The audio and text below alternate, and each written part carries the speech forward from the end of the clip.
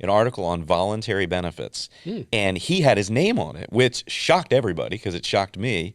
But he was lending his voice to what is wrong with this industry, my side of the industry, and how he would correct it. And I just took that advice and said, I agree, I'm going to do it.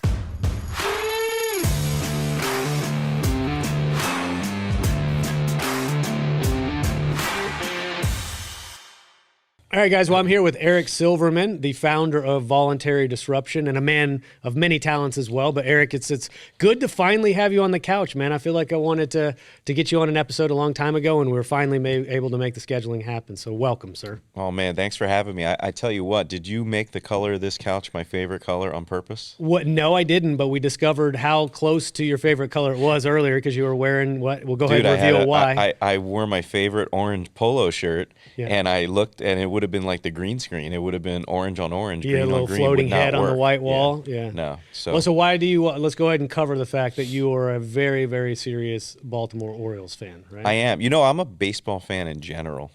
Really, just diehard baseball. I didn't grow up playing any other sport, whether that's good or bad or indifferent. I really don't know.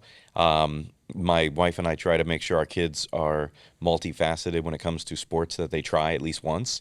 But I didn't have that. So my dad put me in baseball since I was like T-ball age, and I never looked back. I was never very good, but I loved the sport.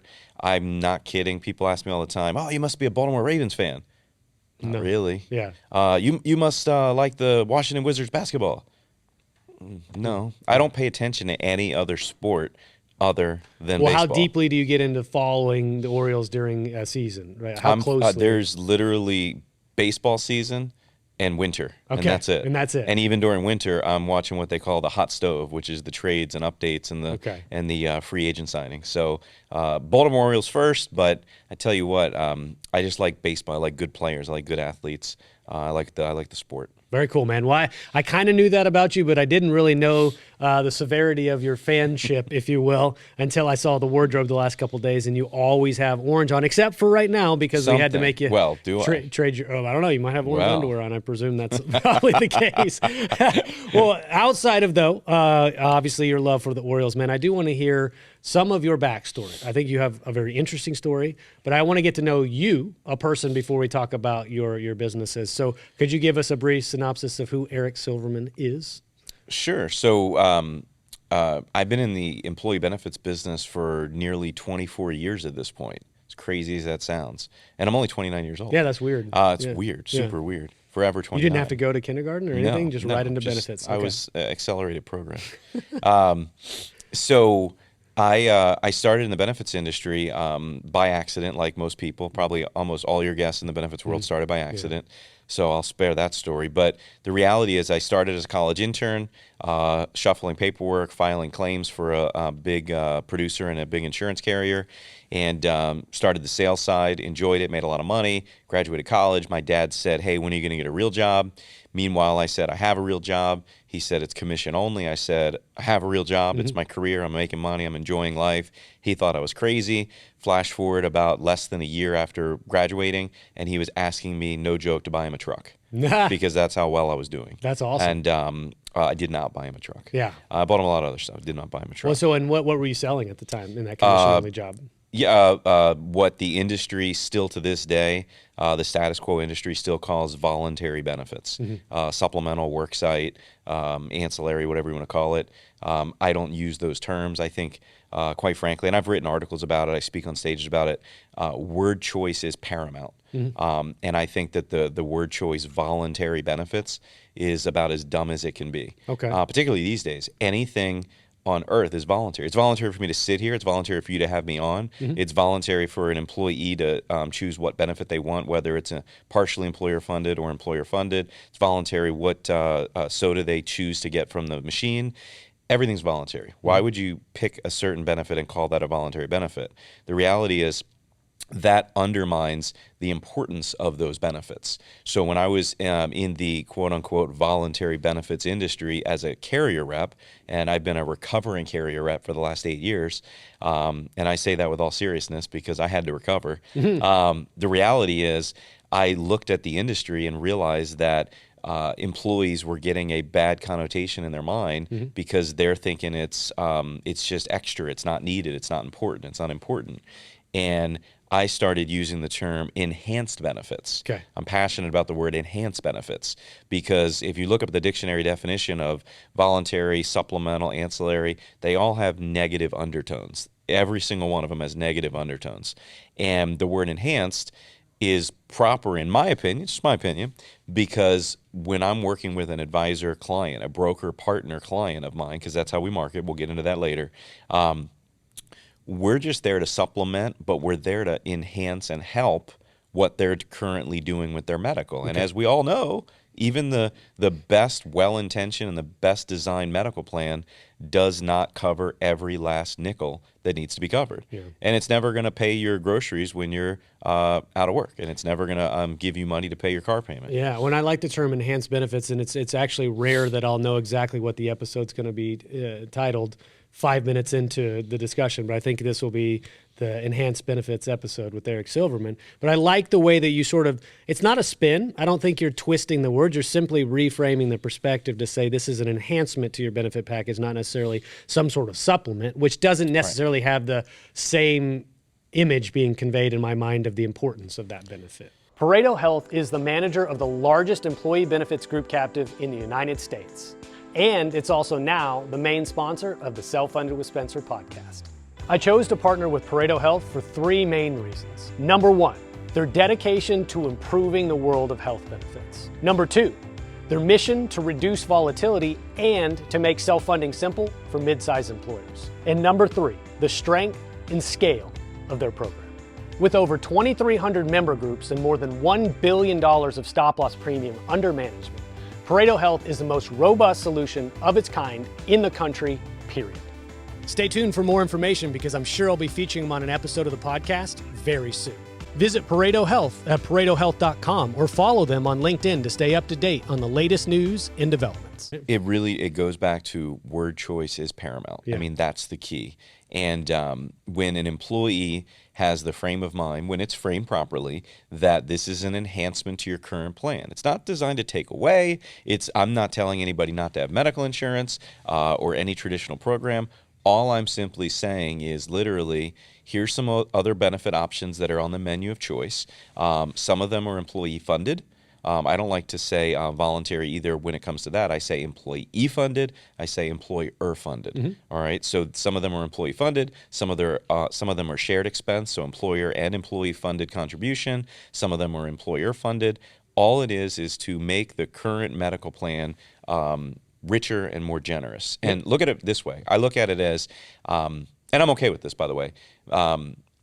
You know what a Fabergé egg is? Yes. A lot of people, I guess there are a lot of people that collect them. They put it up on a pedestal, and it's like, oh, look at this beautiful piece of art, right? All right. To me, that's how medical insurance is viewed. It's that Fabergé egg. It's beautiful. It's wonderful. You don't want to use it because it'll break you, right? Yeah, for sure. But in general, it's there, okay?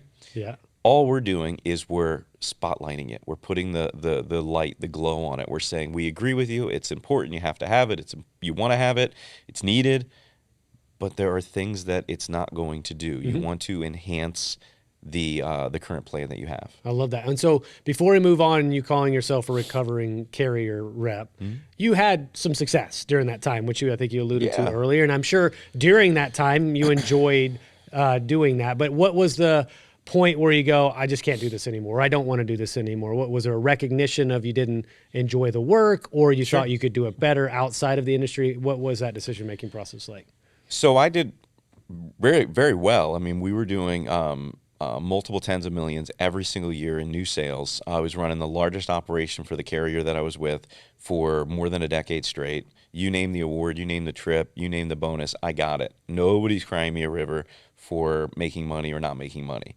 I made a lot of mistakes. I think I did a lot of good, but I definitely made a lot of mistakes, both in managing and leading people at a young age, and also, and I regret a lot of that, by the way, but also in the way I went about business. It was all money, money, money. It was show me the money 24/7, quotas, you name it, bonuses. I needed them. I wanted them. What changed for me was a few years prior to leaving is that the carrier started managing their 1099 workforce more like a W-2 workforce. And I didn't sign up for that. That's not what I wanted. And I had a lot of challenges with that. We'll keep it that way. And ultimately, I realized, you know what? I'm losing business. I have broker, advisor, client partners that were giving me business, and we were not getting as much as we used to. We were losing business to competitors because I was not agnostic. I was completely a carrier rep through and through. We're the best carrier. I'm drinking the Kool-Aid. This is all that's out there. We're the best. Beat your chest. Rah, rah, rah. And I realized, you know what? That's silly. I don't even know what's out in the marketplace, but I'm going to go find out. So I left, didn't know what I wanted to be when I grew up after that. Wasn't a money thing. And I realized that ultimately there were ways to go about my side of the industry to the same fashion and tune that guys that I was meeting, like David Contorno and folks like that, were doing for medical. So David's shining this big old light on medical and transparency and fee for service and fully insured is bad and self-funded is good. And I didn't even know what that stuff meant. I quickly learned. I became friends with a lot of these folks in the industry. They became friends and partners and clients. And I thought to myself, geez, there's got to be a way to shed light on the enhanced benefit industry, to do benefits and plan design and enrollment and technology in a very open and transparent and fluid way to garner better engagement among the workforce without employees leaving a one-on-one, quote-unquote, voluntary employee enrollment feeling like they just talked to a used car salesperson, feeling like they bought a ton of crap that they don't know what they bought, and they're going to have buyer's remorse 2 weeks later or next day.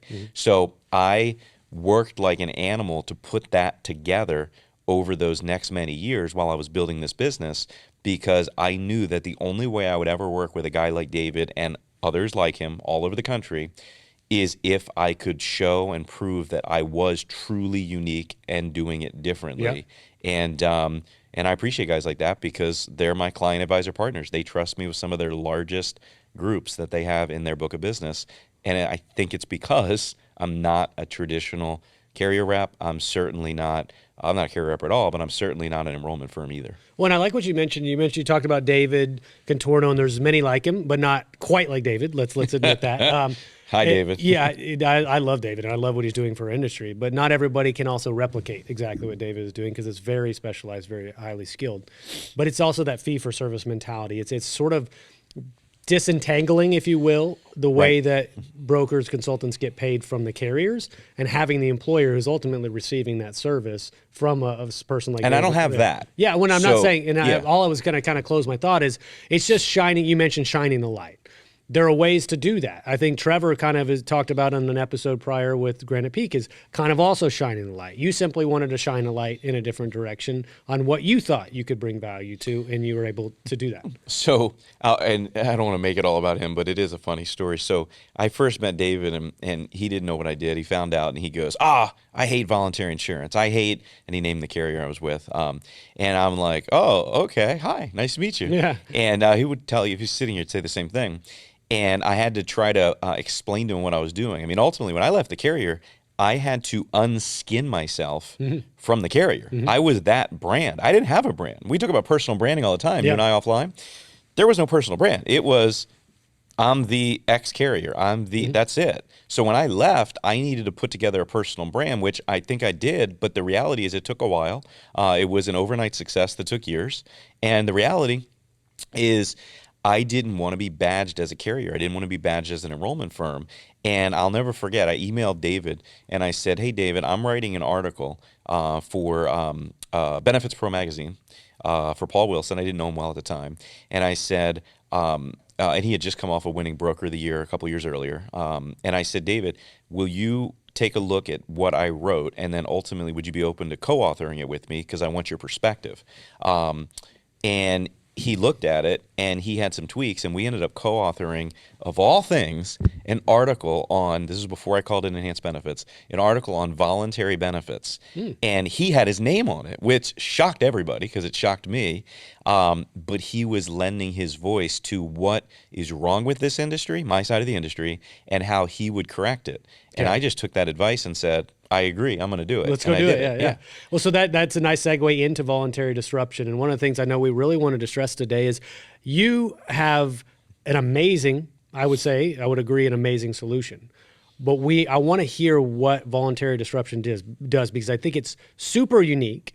The model that you've created is really heavy on communication and making sure people understand the value. And so I want to hear just directly from the horse's mouth, what is voluntary disruption? Who do you help and how does it work? I'll be the horse. You can, yeah. Okay. Please, yeah. You are the horse. I'm the horse. That's okay. Yeah. We call worse. Yeah. Trust me. Appreciate that question. So let me tell you what I'm not. Let's start there. I'm not a carrier rep. We represent insane amounts of carriers and solution providers. Shout out to Trevor. We work with him, but he and I don't like the word vendors. So we work with a lot of solution providers that provide ultimate solutions for brokers and employer groups all over the country and their employees. We work with carriers, but we're not married to a single one. And we also, and I can talk about it in a second, but we also don't take bonuses either. So we're not here trying to put a lot of volume with one certain carrier just to get a production bonus, which we both know is out there. It's a challenge, right? So I'm not that. I'm also not an enrollment firm. So a traditional enrollment firm, by definition, is you bring in an enrollment firm for a mid-sized, larger, mega-sized group. Enrollment counselors go sit down one-on-one with every employee, and they try to sell them some proper benefits that they should potentially consider. Wait, what did I say? So ultimately, that's a traditional enrollment firm. A lot of them are virtual now, where it's a mandatory call center operation. I'm not that. People confuse me with carrier reps and enrollment firms all the time. What we are, Voluntary Disruption, is a marketing agency that just happens to get paid through the revenue share off the top line with broker, advisor, consulting, client partners all over the country. Okay. So explain to me, because you specified the top line. Explain that part to me. Yep. So when I meet a broker and they say they're currently working with a carrier rep or an enrollment firm or something like that, they typically say, and my enrollment firm or my carrier rep guy, he or she's a good person. They're paying me 50-50 or 60-40. Usually, if it's a lesser amount, the lesser goes to the broker, okay? 70-30, whatever it is, 40 or 30 would go to the broker. And I say, it's fantastic. What's it of? What are you getting paid from? Right? So you're the broker, Spencer. What's it getting paid from? And the typical broker will say, average broker every time says, I don't know what you mean. Mm-hmm. And I say, well, it's your money. What do you mean you don't know what I mean? Like you said they're paying you 40% of the pie. Mm-hmm. What's the total pie? Oh, I don't know. Mm-hmm. And I say, okay, well, traditionally, and I promise you, if we look you up, Mr. or Miss Broker, you're getting paid, use 40%. You're getting paid 40% of basically, call it the net, because you're getting paid off of one level. A lot of these carriers in the voluntary world, they are setting brokers up on what's known as more of an agent level contract or a career level contract. Even a broker level contract, a lot of times is structured like a career level contract. So all that means, keep it real simple, is you're getting total opportunity to make less money, and then you're getting split off of less money. Yeah. What I have set up is I'm more akin to a voluntary enhanced benefit GA, where we're getting more money at the top level. We have the largest of the largest contracts for the multiple millions of production we're doing every year with all of our carriers. And I don't take an override. I don't believe in multi-level, nothing like that. What I'm doing is I'm saying to a broker, here's 110% of the pie, and we're splitting it from the top line down. Here's 105%, top line down. Maybe my contract is only 85%. Okay, but I'll tell you that, and we're splitting from the top down, including bonuses. So it's very rare that I have a carrier bonus, but if and when I do get one, I also believe in the transparency of splitting that bonus. So if a carrier sends you, the broker, a bonus that you earn, I don't need or want a nickel from it. But if and when I get a bonus from a carrier, I am then splitting that bonus to you as a percentage the same way that you were getting paid anyway, because let's face it, if I didn't have your business, if you wouldn't trust me with your clients, I wouldn't have a bonus either at all. Yeah. And I got to tell you, man, I got multiple six-figure bonuses back in my carrier days, and I'm not giving it back. I'm not high and mighty. I'm not holier than thou. Like I said, I did a lot great, I think. I did a lot wrong, and I'm telling you right now, it never crossed my mind to take some of my multiple big bonus checks and start divvying it up to brokers that helped me get to the dance. And I think that was silly, because you know what I used to do? I would just send them a nice little handwritten thank you card. Thanks for business. I would take them for a nice steak dinner once a year. Thanks for that big group that made me tons of money.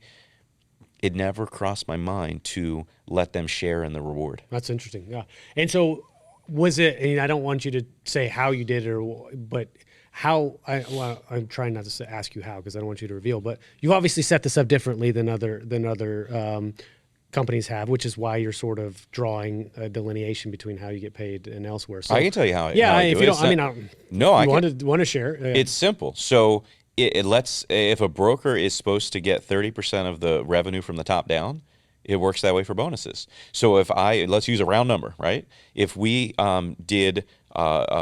if we got a check, I've never had a check this large at all since I've not been a carrier rep, right? But let's say it was a check for $100,000 as a bonus, right? I would carve out 30% of that bonus. Yep. And that amount, $30,000, is then divided up amongst all the brokers that got me to that bonus. Yeah. And it's to the equal percentage, dollar for dollar, cent for cent on an Excel to see what they get and what they earn. And I cut them a personal check for my business, for my corporation. Now, I'm so confident in that because it's so cool and I think it's unique that I'll send a broker a check. I've done it before for like $43.17. And I'll say, broker bonus, thanks so much for your help last year. It was amazing. Yeah. And they'll text, call, or email me, say, what the heck is this? And I tell them, I'm like, you probably forgot, but when we met, I told you this is how we operate. This 40, and they think it's a joke. And I'm like, it's not a joke. That's what you get. That's your distribution, if you will, right? Yeah. Why would I not give it to you? And I think that's one of the unique propositions that kind of starts to set us apart in the marketplace. And that's just on top of the way that we handle enrollments and technology, which is truly the marquee reason why brokers bring us in. Because to be honest, Spencer, I'm not a believer in it, but any carrier rep, any enrollment firm, even brokers like me, brokers, that's me, they can do a lot of what I'm doing, but it's the proven and guaranteed engagement that we get for brokers and the employer groups that really bring them back over and over and over again. Well, and one of the things that the first time I ever actually heard you speak was at UPowered 2 years ago. So not the Miami one, but the Arizona one. And you talked about communication for an hour. And I'm like, wait, I thought Eric, my naivety, I thought he's in voluntary benefits. I thought he does something in voluntary benefits. And you obviously cleared the air during the course of that conversation, but you spoke very heavily on the crucial role that communication plays in these type of products. So can you talk about why you put so much emphasis on communication? PlanSight is a complete game changer in the world of insurance brokering. As a broker, you know how time-consuming and error-prone the traditional RFP process can be. But what if I told you there's a better way? PlanSight is the only end-to-end RFP solution on the market made specifically for benefits agencies. It's like having a superpower that gets you an average of 8 to 10 hours back per employer renewal per year. And the best part? PlanSight supports all carriers, all funding types, and all group sizes for over 20 different benefits. If you're ready to make your RFP process faster, more efficient, and more profitable, it's time to call PlanSight. Visit plansight.com now to book a free demo and discover the future of insurance renewals.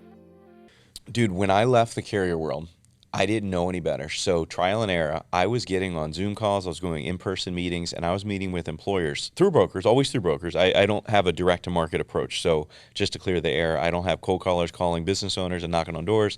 We're 100% brokers. If brokers and advisors and consultants don't bring us into their existing or new prospect clients, we don't have a business. So it's all through brokers. Now, with that said, I was getting on there and doing PowerPoints and screen shares and showing them stuff about products, and I was spitting up products and features. It's how I was trained. It was basically doing what I did in the carrier world. It wasn't working in the independent agnostic world.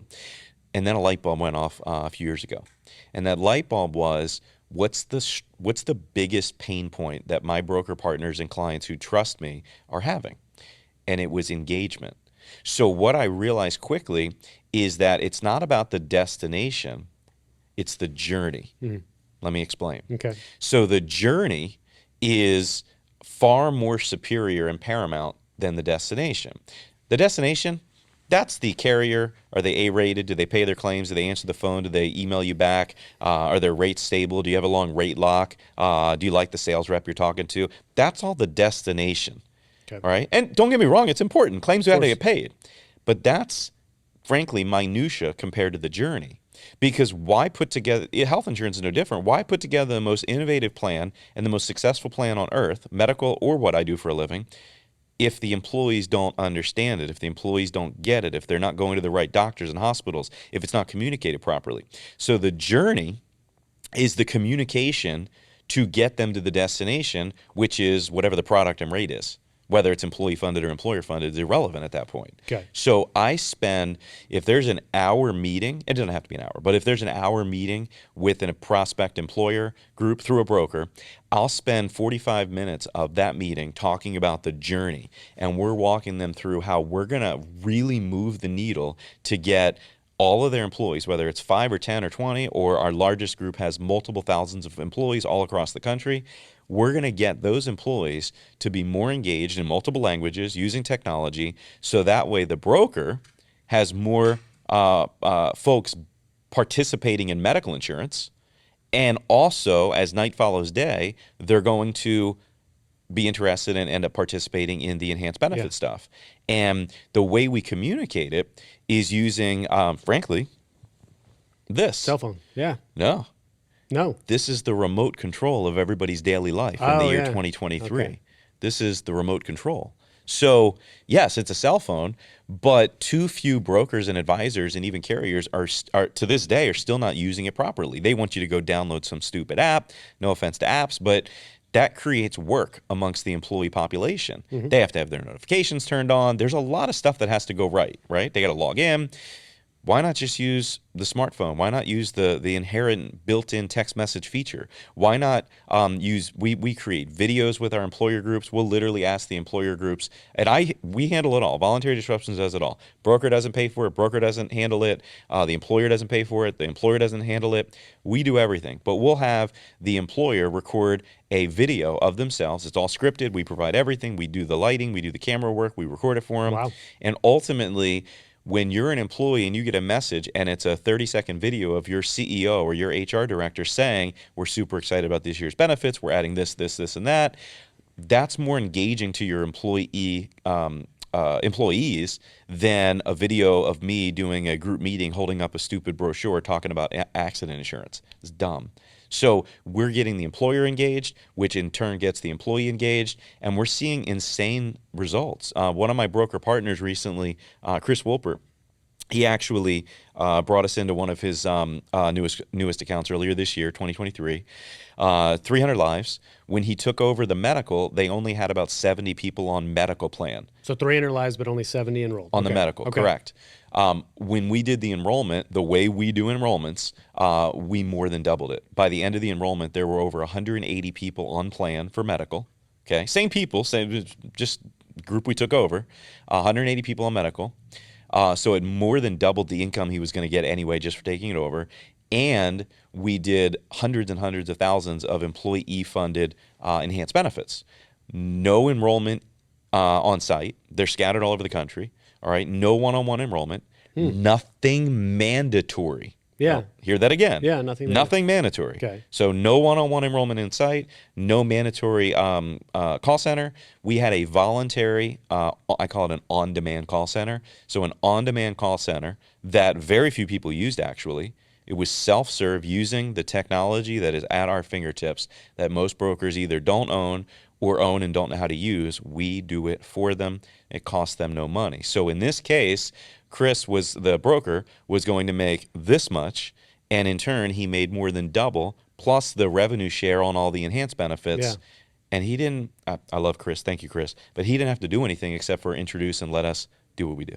Yeah, and that's one of the things I wanted to touch on, and I know that will help us also segue into your consulting business in a moment that we want to touch on, but it's not like you're coming to the table and saying, I provide this service in exchange for a fee or in exchange for a commission. Correct. It's like, I want to actually help you close new business, or I want to help you grow existing business. And I think that's a really different message to be able to communicate to a broker. And that is going to motivate them and inspire them to want to do business with you. So that was a great example, but how, sort of more broadly speaking, do you feel like you can come in and say, hey, I'm going to help you pick up new business. I'm going to help you grow your block of business. So after all these years in the business, the most exciting part of my day-to-day is helping brokers win new business and the consulting side, which we'll talk about hopefully in a minute.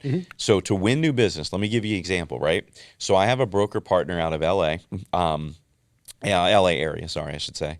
And he was literally trying to win a 1,400 person bakery for 3 years. 1,400 employees scattered all across the Southern California market, kind of not Panera Bread, kind of like a Panera Bread independent type chain, right? Okay.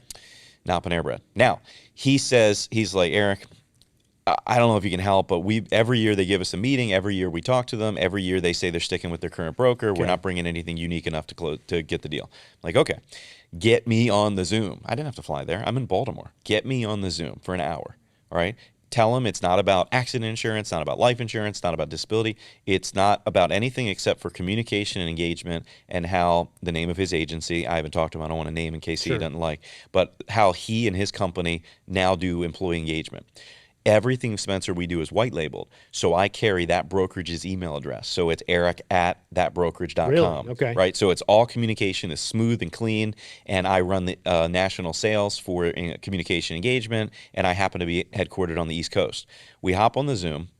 And I spend 45 minutes of an hour talking about communication, engagement, technology. We're going to move the needle. We can handle all their languages. They have 3 different main languages. English is not a main language. We can do all of that through technology and communication. Costs you nothing. We do all the work. And we'll take over your current self-funded plan. It was already self-funded. We'll take over that, and you're not going to have any noise on that. We'll just start taking that over slowly but surely, and ultimately we'll implement all of our new systems. And at the end of the meeting, the HR director, who's since left, they have a new person, but we work with them very well. The HR person's name, Anthony, he literally says, where was Eric? Like smiling, but, I know he's new, but we would have moved to you had we known you had this capability. Yeah. Single-handedly, and I'll steal this from my good friend Kevin Curran over at Salt Margin, he always says that his company, and he's a great company, good friend of mine, his company is the grain of salt that tips the scale in favor of a broker winning new business. Yeah. That, to steal his line, is what we are now doing, or what I get more excited to do for brokers. I mean, they can introduce me to their existing client base. Spencer, to be honest, that's easy. I'm already part of the group. I'm already carrying their email address. If you're a broker and you hire me to take over and you introduce me to your client base and say, Eric's in charge of enrollment, what's the client going to do? Yeah. They're going to say, sounds good. What do I do, Eric? That's easy, right? New business is more fun. I use the example, like if anybody's ever bought a car and you go to the car dealership and you're trying to get a certain number and the car salesperson says, oh, I don't know if I can get there. Let me talk to my manager. Manager comes and sits on the corner of the desk. We all know that we can picture of course, it. Yeah. And the car sales guy goes, you drive a hard bargain, but we'll give you that price if you can sign and drive out and take delivery today. I'm not trying to be a used car salesperson, but brokers use me in that same verbiage, in that I'm just part of the sales process. So they're 2, 3, 4 meetings in with the employer. They haven't gotten the BOR yet. The employer hasn't made the decision to switch to them yet. They say, no problem. If we move forward, Mr. Owner, Miss Owner, I want you to understand how we communicate and engage. I want you to understand how we do the enrollment using technology.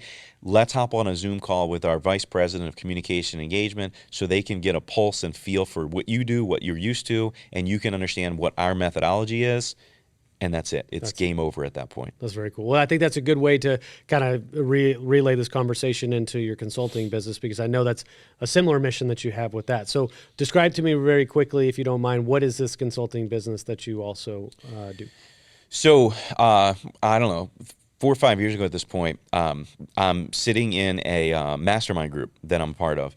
And I see a lot of brokers talking about, in a great way, how they're not doing anything but getting a lot of new fee-for-service contracts. They're going and winning new business and clients, but they're not taking over the BOR. They don't want the BOR. Instead, they're charging a flat amount per month for consulting fees to give advice on the best medical and the best PBMs and the best this stuff, I don't know, but the best stuff in the industry, right? And I'm sitting there getting frustrated. And I said, you know what? I want a consulting business. How do I do that? I don't know what a consulting business is. I'm like, how do I apply that in what I do and what I know and who I know?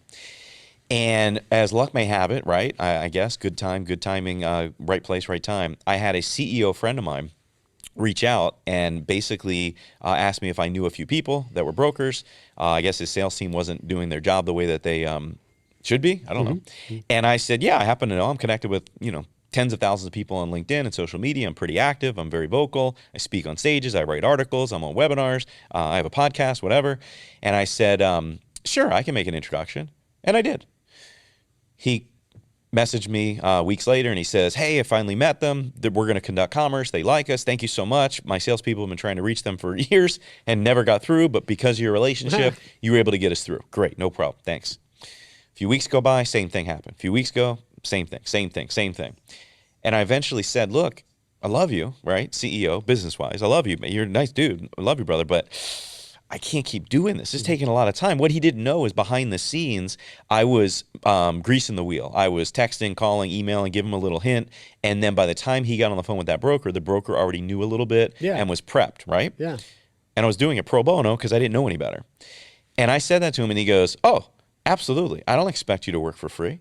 Let's put you on a monthly retainer. What do you charge? And I said, oh, it's complicated. I have no idea. But I said, oh, it's complicated. You know, like, I'll send you a proposal. He's like, yeah, send it over. I'm racking my brain. I sent him a proposal. I undercharged by a lot, by the way, because I didn't know any better. I had to Google how to be a consultant. Didn't know what I was doing. And he signed within a minute of the email. He emailed back. He's like, I'm adding my chief legal counsel. We'll drop the paperwork. Let's get started. This is amazing. And that was inherently born my consulting business. So here's what I turned it into today, okay?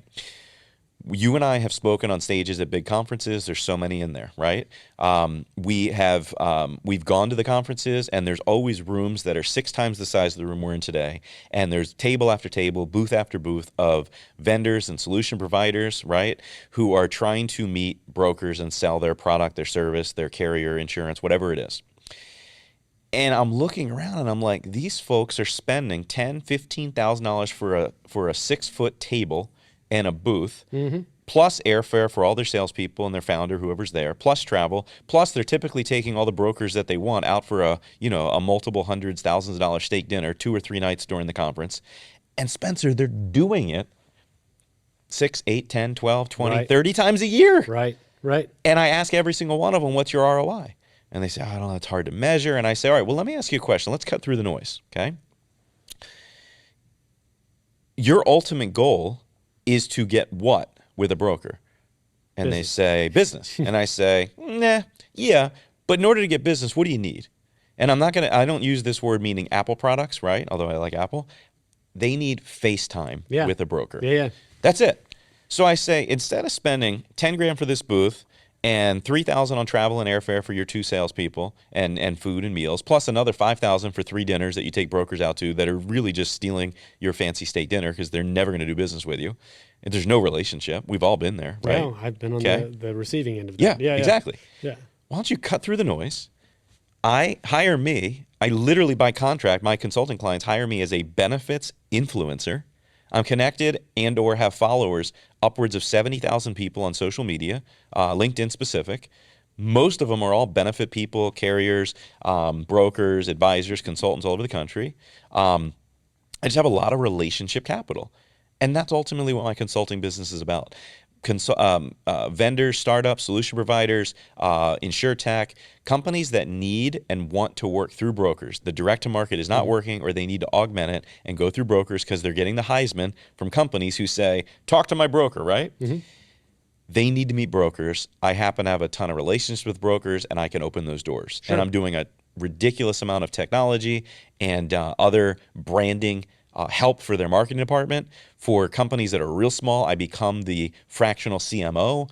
For companies that have a whole marketing department, I literally work with them hand in hand, and it is so much fun. They pay me a monthly retainer, and I get them results. And you say, well, what's the ROI? How do you know you get results? Tell you how I get results, Spencer.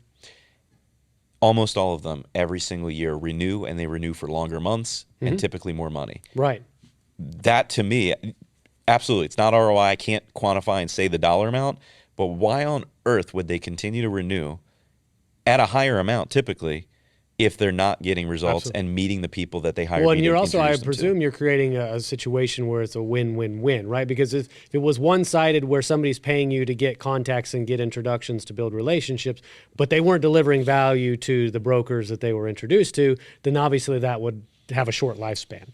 So are you doing some sort of validation or vetting or like Yeah. understanding that business before you ever put your name out there to make a connection for them? Yeah, and I'm not going to name the company or the industry because it's bad business, bad technique. But there's last summer, spring and summer, there was a company that reached out to me, saw me speak at Benefits Pro, and they were like, "I want to work with you. I want you to sell the product." It's a new product entrant to the employee-funded market, enhanced benefits. I don't know much about it. Ultimately, it came down to I didn't get it. It didn't click. I didn't see the vision. I didn't understand it. I wasn't a believer. I didn't have conviction about it, and I had to pass on the deal. And that would have made me tens of thousands of dollars over a 6-month contract. I have a 6-month minimum. They wanted to pay me, and I appreciate them very much. They're listening. God bless. I hope the industry takes off, and I was wrong. I really do.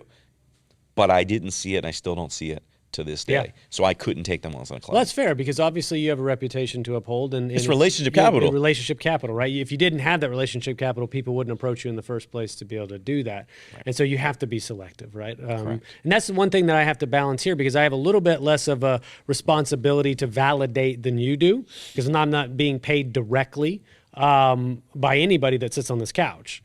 But I do want to make sure still, if I have a conversation with a person or about a business, that at least I have a decent understanding of does it actually provide value to the marketplace. Ultimately, my audience would decide, is that valuable to me or to my own business? I don't make that judgment on their behalf. But I do want to still make sure that just not anybody and everybody gets to hop on the couch because they ask at the same time. Correct. ClaimDoc is a medical claim auditing and member advocacy company. We provide fiduciary services to employer-sponsored benefit plans and allowing them to create an environment where we ensure that the benefit plans are being charged in a fair and reasonable basis. My business is basically people, and it become a real simple transition. We thought it was going to be far more complex. I've saved, we'll say, hundreds of thousands of dollars. I could not say enough about ClaimDoc. Correct. And, I got to tell you, man, that's the two main businesses. I spend a lot of time with my family, but by all means, I have a podcast as well. Yeah, please. I was hoping we could promote the podcast. But dude, I mean, it's almost embarrassing to talk about because I love my podcast. I enjoy this conversation with my guests. 100% of them are virtual. I started it during the pandemic. I've always wanted to do it. The name of the podcast is Rockstars Rocking. The premise is I forever, since I've been in business, since an intern, I don't know where it came from, and I'm not unique to this, but I always, a lot of people are like, great job, bud. Good job, dude. Go get him, Tiger. I've always just called people rock stars. Rock stars, yeah. Hey, man, great job, Rockstar. You're amazing. You lit it up. You crushed it, Rockstar. So here's the premise. The guests are the rock stars rocking. They're doing great. They're crushing their business, their life, their daily goals. They're having fun doing it. They're changing their industry, their impact, their world. 90+% are insurance benefit type folks because that's my network. But I've had on a few different Shark Tank guests that were amazing. Very cool. I've had on, I literally had on a rock band, one of the bands that I grew up watching in college that nobody knows, nobody cares about. Love them. It's a band by the name of Pat McGee Band. Not familiar, yeah. Doesn't matter. They signed with Atlantic. They never got up there. They were on the radio a little bit, but they never took off. But I loved them. It was a college band, my wife and I. Well, we've seen them a million times, and I invited them on the show. I had to have a real rock star, at least one, on my show. So my point is, I left it as not something branded to the industry. It's mostly industry, but I wanted that latitude for people that I find interesting. And I love that you do that as well. Yeah. You don't always, most of them are, but you two don't always have insurance benefit people on. But I think it's unique that we do it that way. And check it out, rockstarsrocking.com. Every episode is on YouTube. You can check it out, Spotify, Amazon. Say, hey, Alexa, play the Rockstars Rocking podcast, just like it would for you. My podcast is all virtual. It's different. And I am not as committed as you, and that's okay. And I'll tell you one thing, for anybody listening that is thinking about or wants to start a podcast, and I don't know if you'd agree, but I hope you do. When I started it, I breathed it, and it consumed me, and I let it own me and my schedule. Oh, really? And it was affecting my day-to-day real income. I can see how that happened, yeah. And I took a deep breath and stepped back and talked to one of my coaches. In fact, Ryan Miller, one of my coaches. Shout out to Ryan. You're keeping the seat warm for him. He's going to be sitting here next. There you go. Yeah. He's amazing. Anybody that is looking to excel and grow their business to the next level, contact our boy Ryan. But I talked to Ryan, and I realized I was letting it consume me. Yeah. And I tend to do that with a lot of things. So I had to take a deep breath. I want to do weekly podcasts, and for the most part, I'm good at that. But I needed to realize that during fourth quarter, my clients and my business and my income mattered most. So I typically have taken a hiatus for a few weeks at a time during fourth quarter mostly. And it's so refreshing not to let the podcast run and own me, but for me to run and own it. And I still enjoy it. Well, and see, I'm at that phase, and I'm glad we had this mastermind because you've set a really good precedent and example of how you can accomplish what you said, that the delineating between being owned or owning the podcast, sort of buying back your time and let it run the most efficiently, still produce a quality product, but it's not, consuming your time as much as it was. And I'm at that step, right? I have to, that's the last box for me to check as well. And I appreciate sort of setting the example. The last thing I want to say is, if you don't mind, is you mentioned 70,000+ followers on LinkedIn. You've done a pretty impressive job of cultivating a following, and you had one tactic that you did kind of early on that I'd like for you to share, because I had the same conversation with Chris Wolpert last episode. It's like, you don't have to overcomplicate these things. So what was the thing that you did to sort of garner a following early on? So I mentioned early on that I had to unskin myself from the carrier. I'm a recovering carrier rep, right? So what by accident, here's the quick story. I know we're almost done, but check this out. I wrote an article about an employee benefit advisor magazine. It was fun. I'm sitting at the kitchen table with my then roughly 6-year-old daughter, all right, Dylan, and we're eating breakfast, getting ready for school, and the news is on in the background, right? And the newscaster literally said, and go get your cupcakes today. Today's National Cupcake Day. Anyway, stay tuned for weather on the hour or whatever. I don't know. So I didn't even hear it. I didn't even pay attention. And she's 6. So she goes, National Cupcake Day. Right. And I'm like, huh, what? She goes, can we have a cupcake? And she told me what I missed because I wasn't paying attention to it. And I was like, sure, yeah, absolutely. We'll get cupcakes tonight. And we did. Didn't think anything of it. Next day, right? She, eating breakfast, she says, what's today? And I don't know if it was Thursday, but my sarcastic ass said, Thursday? And she goes, no. What's today's day? She goes, yesterday was National Cupcake Day. And I was like, oh, I don't know. So I pulled out the remote control of my daily life and I Googled today's day, and it happened to be whatever it was. And every day for weeks and weeks, she needed to know what the national day was. And come to find out, there's a national day, like 8 or 10 or 12 different national days every day of the entire year. Wow. You name it. So I thought it was silly and fun and personal, right, and authentic, and I posted a story about it on LinkedIn. And I had tens of thousands of views. I'm sure that blew up. It blew up, right? It was like, that's so fun. Oh, go blah, blah, blah. Okay, great. I did it again. Before I knew it, I was posting whatever the national day is, 365 days a year. I did it for like 4 years straight. Wow. I stopped doing it, but to this very day, when I go to a conference, somebody will literally pull me aside and say, what's today's national day? They might not know what voluntary disruption is. They might not know what Rockstars Rocking is, but my personal brand is forever associated with the national day. Why is that okay? Why is that good? Because that truly helped put me on the map with respect to fun and being myself, being authentic, as Ryan Miller will say. And I don't mind it. I could be known and called a lot of things and known for a lot of things, and I'm okay with being the National Day guy. Yeah, no, I love that too. And I said it last episode. I'll reinforce it again because it's true for you. It's true for Chris Wolpert. It's true for Reed Rasmussen. You are the guy that does X. And they create this association in your mind like, oh, Eric is the National Day guy.